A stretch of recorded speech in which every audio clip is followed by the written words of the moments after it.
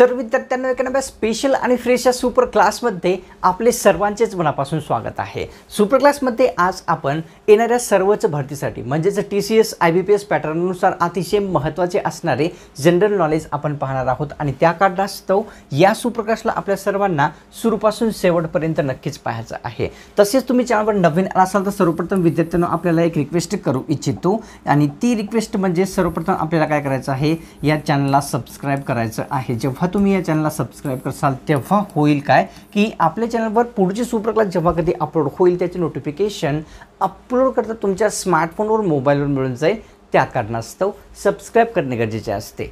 एक सेकंद देऊन विद्यार्थ्यांनो आपल्याला आणखी एक रिक्वेस्ट आहे की सुपर क्लासला एक लाईक करायचा आहे। लाईक जेव्हा तुम्ही करसाल तेव्हा काय होईल की तुमच्यातर्फे मला मोटिवेशन मिळेल विद्यार्थ्यांनो अशाच प्रकारचे स्पेशल सुपर क्लास तुमच्यासाठी पुढेही बनवण्यासाठी। चला सुपर क्लासला सुरुवात करूया।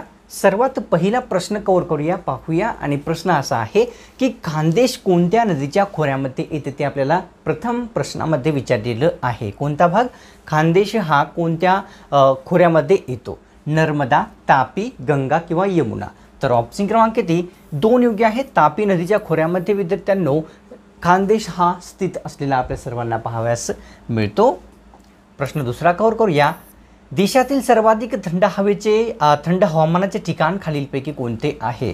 देशातील सर्वाधिक विचारलेले आहे। ऑप्शनमध्ये आहे पणजी, लेह, मेसमाळा किंवा पितळखोरा। तर किती? ऑप्शन क्रमांक विद्यार्थ्यांना 2 योग्य आहे। लेह हे ठिकाण भारतातील सर्वाधिक थंड हवामानाचे ठिकाण असलेले आपल्या सर्वांना माहीत असावे की आहे असे। प्रश्न तिसरा कव्हर करूया।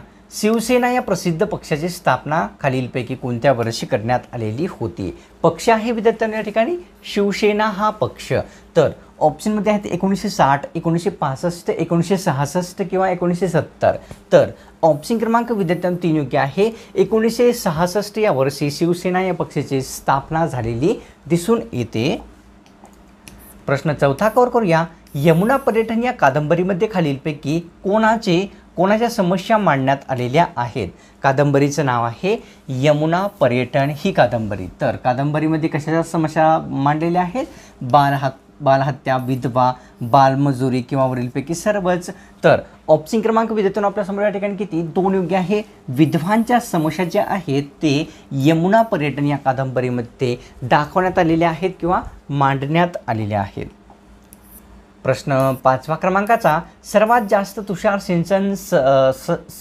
सिंचन असलेला जो जिल्हा आहे महाराष्ट्रातील कोणता आहे ते सांगायचं आहे। तुषार सिंचन सर्वात जास्त कोणत्या जिल्ह्यात येते? नांदेड, यवतमाळ, परभणी किंवा अहमदनगर? तर ऑप्शन क्रमांक किती? 4 योग्य आहे। अहमदनगर म्हणजेच विद्यार्थ्यांना कोणत्या जिल्ह्यामध्ये? तर या ठिकाणी अहिल्या या नगरामध्ये जे आहे आपल्याला काय दिसून येते सर्वात जास्त? तर तुषार सिंचन असलेले आपल्या सर्वांना पाहावयास मिळते। दख्खनचे पठार खालीलपैकी कशापासून तयार झालेले आहे? दख्खनचे पठार विचारलेले आहे विद्यार्थ्यांनो लावारस, शिलारस, ज्वालामुखी किंवा विस्फोटपासून। तर ऑप्शन क्रमांक किती? 1 योग्य आहे। लावारसापासून जे आहे दख्खनचे पठार तयार झालेले आपल्या सर्वांना दिसून येते। प्रश्न विद्यार्थ्यांनो आपल्यासमोर 7व्या क्रमांकाचा लोकसंख्येच्या दृष्टीने सर्वात छोटे भारतातील राज्य कोणते आहे? विचारलेले आहे। क्षेत्रफळाच्या दृष्टीने नाही तर लोकसंख्येच्या दृष्टीने। या ठिकाणी आसाम, सिक्कीम, मणिपूर, केरळ? तर ऑप्शन क्रमांक 2 योग्य आहे। सिक्कीम हे जे राज्य आहे विद्यार्थ्यांनो कशाच्या दृष्टीने? तर लोकसंख्येच्या दृष्टीने सर्वात छोटे असलेले एक भारतातील राज्य दिसून येते। प्रश्न 8वा की कुतुब मिनार हे खालीलपैकी कोणत्या शहरामध्ये स्थित आहे ते आपल्याला सांगायचं आहे। वास्तू आहे विद्यार्थ्यांनो कुतुब मिनार ही मुंबई, बँगलोर, हैदराबाद किंवा दिल्ली? तर किती? ऑप्शन क्रमांक 4 योग्य आहे। दिल्ली या ठिकाणी जे आहे कुतुब मिनार स्थित असलेले विद्यार्थ्यांना आपल्याला दिसून येते। प्रश्न 9व्या क्रमांकाचा कव्हर करूया। महाराष्ट्रातील कोणत्या जिल्ह्याला पर्यटनाचा जिल्हा म्हणतात ते आपल्याला सांगायचं आहे। पर्यटनाचा जिल्हा विचारलेला आहे की कोणत्या जिल्ह्याला म्हणतात? सिंधुदुर्ग, चंद्रपूर, नंदुरबार किंवा धुळे? तर ऑप्शन क्रमांक विद्यार्थ्यांनो 1 योग्य आहे। सिंधुदुर्ग जिल्ह्याला महाराष्ट्रातील कोणता? तर पर्यटनाचा जिल्हा असे संबोधले जात असते। प्रश्न 10व्या क्रमांकाचा, खालीलपैकी कोणते एक ठिकाण उष्ण हवेचे आहे ते आपल्याला विचारलेलं आहे. उष्ण हवेचे ठिकाण कोणते आहे ते आपल्याला सांगायचं आहे विद्यार्थ्यांनो. तर या ठिकाणी ऑप्शन्समध्ये आपल्यासमोर काय काय आहे, गंगानगर, पणजी, पुणे किंवा या ठिकाणी तोरणमाळ. तर उष्ण हवेचे ठिकाण कोणते आहे, तर या ठिकाणी विद्यार्थ्यांनो आपल्यासमोर ऑप्शन क्रमांक 1 म्हणजेच गंगानगर हे उष्ण हवेचे ठिकाण असलेले आपल्याला दिसून येते. तर कवर करूया 11वा प्रश्न काय आहे ते. प्रश्न या ठिकाणी विद्यार्थ्यांनो आपल्यासमोर असा दिसून येतो की मधुबनी चित्रकला प्रकार कोणत्या राज्यामध्ये आहे, कोणत्या राज्यामध्ये प्रसिद्ध आहे ते विचारलेलं आहे. मधुबनी हा चित्रकला प्रकार सिक्कीम, बिहार, मणिपूर किंवा नागालँड. तर विद्यार्थ्यांनो ऑप्शन क्रमांक 2 योग्य आहे. बिहार या राज्यामध्ये मधुबनी चित्रकला हा जो प्रकार आहे अतिशय प्रसिद्ध असलेला आपल्या सर्वांना पाहावयास मिळतो किंवा दिसून येतो. प्रश्न 12वा की 12 ऑगस्ट 1994 या दिवशी भारतामध्ये कशाची सेवा सुरू झालेली होती किंवा आहे ते विचारलेलं आहे. डेट आहे 12 ऑगस्ट 1994. तर विमान, रेल्वे, जहाज किंवा मोबाईलची. तर ऑप्शन क्रमांक 4 योग्य आहे. 12 ऑगस्ट 1994 या दिवशी भारतामध्ये कशाची, तर मोबाईलची सेवा ही सुरू झालेली दिसून येते. प्रश्न 13वा, गवताळ प्रदेशाचा गुणधर्म खालीलपैकी कोणता आहे. गवताळ प्रदेशाचा गुणधर्म विचारलेला आहे. मोठा उन्हाळा, माफक पाऊस, खुरट्या वनस्पती. तर ऑप्शन क्रमांक 4 योग्य आहे. 4 म्हणजेच खुरट्या वनस्पती, माफक पाऊस तसेच मोठा उन्हाळा हे सर्व जे आहे विद्यार्थ्यांनो कशाचे गुणधर्म आहेत, तर गवताळ प्रदेशाचे असलेले आपल्या सर्वांना गुणधर्म दिसून येतात. प्रश्न 14वा, अणुऊर्जा आयोगाची स्थापना खालीलपैकी कोणामार्फत करण्यात आलेली होती. अणुऊर्जा आयोगाची स्थापना विचारलेली आहे. पंडित नेहरू, बॅरिस्टर जिना, राजेंद्र प्रसाद किंवा महात्मा गांधी. तर ऑप्शन क्रमांक 1 योग्य आहे. पंडित नेहरू यांनी जे आहे अणुऊर्जा आयोगाची स्थापना केलेली आहे. प्रश्न 15वा, भारतामध्ये सर्वात लोकप्रिय खेळ खालीलपैकी कोणता आहे. सर्वात लोकप्रिय खेळ विचारलेला आहे. सर्वांना उत्तर येत असेल. ऑप्शनमध्ये आहे कबड्डी, चषक, क्रिकेट, बुद्धिबळ. तर ऑप्शन क्रमांक 3 योग्य आहे. क्रिकेट हा जो खेळ आहे भारतामध्ये सर्वात जास्त लोकप्रिय खेळ असलेला दिसून येतो. यापेक्षा कुठलाही भारतासाठी लोकप्रिय नाही. या ठिकाणी रोजगार हमी योजना कोणत्या तत्वावर कार्य करते विचारलेलं आहे. काम करते, कोणत्या तत्वावर काम करते. सर्वांना काम, मागेल त्याला काम, तरुणांना काम किंवा वरीलपैकी सर्व तत्वावर. तर ऑप्शन क्रमांक या ठिकाणी 2 योग्य आहे. मागेल त्याला काम या तत्वावर कोणती रोजगार हमी ही योजना काम करते किंवा कार्य करते. कवर करूया पुढचा प्रश्न. प्रश्न 17वा दिसून येतो.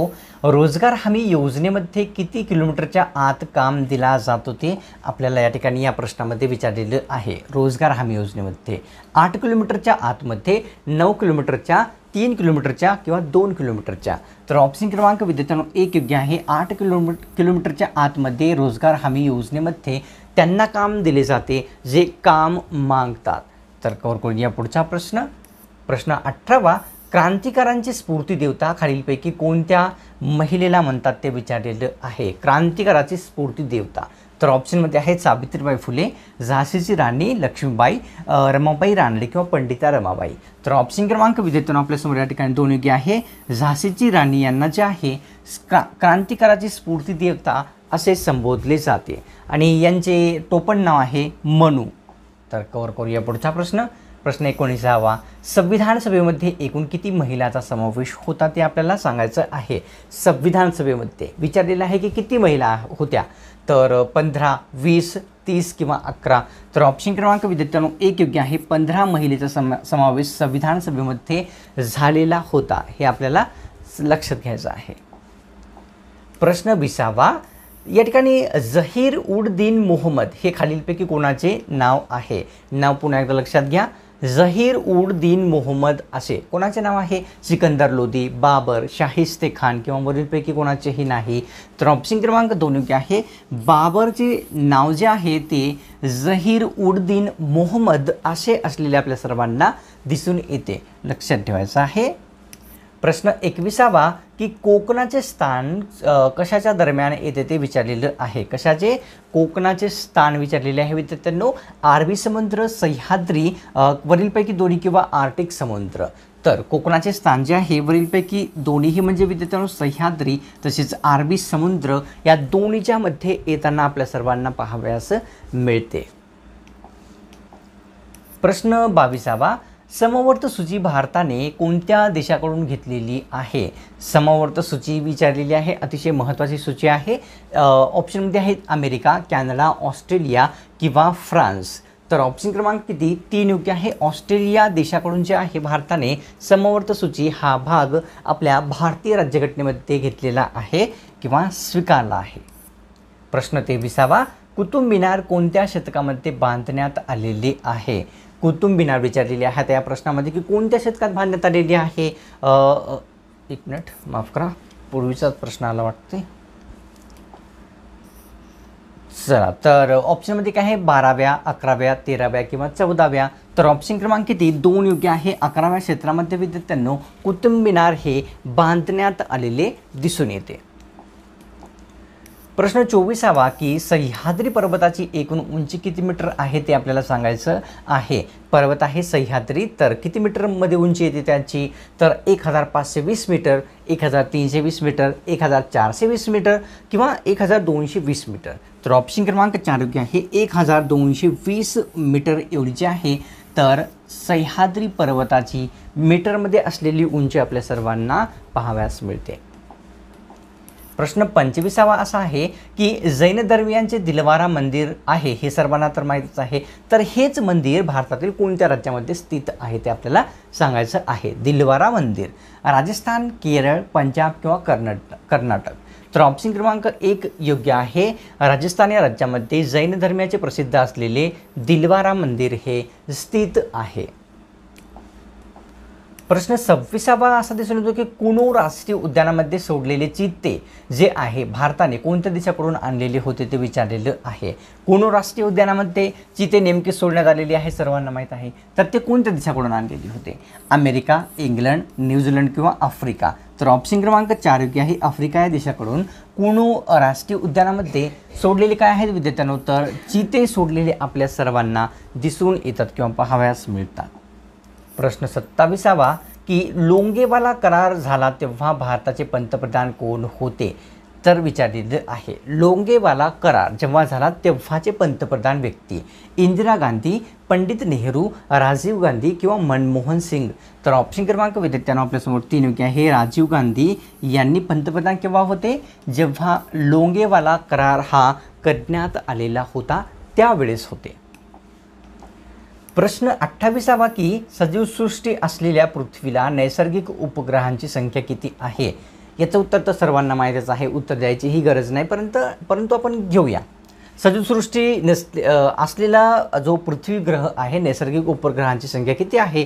तर ऑप्शन क्रमांक विद्यार्थ्यांनो 3 योग्य आहेत. एकूण 1 जी संख्या आहे ती नैसर्गिक उपग्रहांची पृथ्वीला असलेली दिसून येते. प्रश्न 29वा की प्रयागराज या ठिकाणी कोणत्या नद्याचा जो संगम आहे झालेला आहे ते विचारलेलं आहे. प्रयागराज या ठिकाणी सरस्वती, यमुना, गंगा किंवा वरीलपैकी सर्वच. तर ऑप्शन क्रमांक विद्यार्थ्यांनो 4 योग्य आहे. वरीलपैकी सर्वच म्हणजे गंगा, यमुना तसेच सरस्वती या तिन्ही नद्याचा जो संगम आहे तो प्रयागराज या ठिकाणी झालेला आपल्या सर्वांना दिसून येतो. प्रश्न 30वा सर्वात उंचीवरील युद्धक्षेत्र खालीलपैकी कोणते आहे? सर्वात उंचीवरील विचारलेले आहे. अमृतसर, वाघा, सियाचीन किंवा लडाख. तर ऑप्शन क्रमांक विद्यार्थ्यांना आपल्यासमोर 3 योग्य आहे. सियाचीन हे युद्धक्षेत्र जे आहे ते सर्वात जास्त उंचीवर असलेले आपल्या सर्वांना दिसून येते किंवा पाहावयास मिळते. आता सुपर क्लासला विद्यार्थ्यांनो एक लाईक करण्याची जी वेळ आहे ती आलेली दिसून येते. सुपर क्लासला एक लाईक केल्याशिवाय कुठेही नाही जायचं आहे. मनापासून रिक्वेस्ट आहे तुमच्यातर्फे. थोडासा मोटिवेशन मला प्राप्त होईल जेव्हा तुम्ही सुपर क्लासला लाईक करसाल. तसेच विद्यार्थ्यांनो तुम्ही चॅनलवर पहिली वेळेस आला असाल किंवा पुराणेही असाल पण चॅनल तुम्ही आतापर्यंत सबस्क्राईब नसेल केलेले तर लगेच करून घ्यायचं आहे. जेव्हा तुम्ही या चॅनलला सबस्क्राईब करसाल तेव्हा होईल काय की पुढची सुपर क्लास जेव्हा कधी अपलोड होईल विद्यार्थ्यांनो, त्याचे नोटिफिकेशन अपलोड होता तुमच्या स्मार्टफोनवर, मोबाईलवर मिळून जाईल. त्या कारणास्तव सुपर क्लासला एक लाईक, चॅनलला सबस्क्राईब करणे अत्यंत गरजेचे असते. तर चला भेटूया एका पुढच्या स्पेशल सुपर क्लासमध्ये.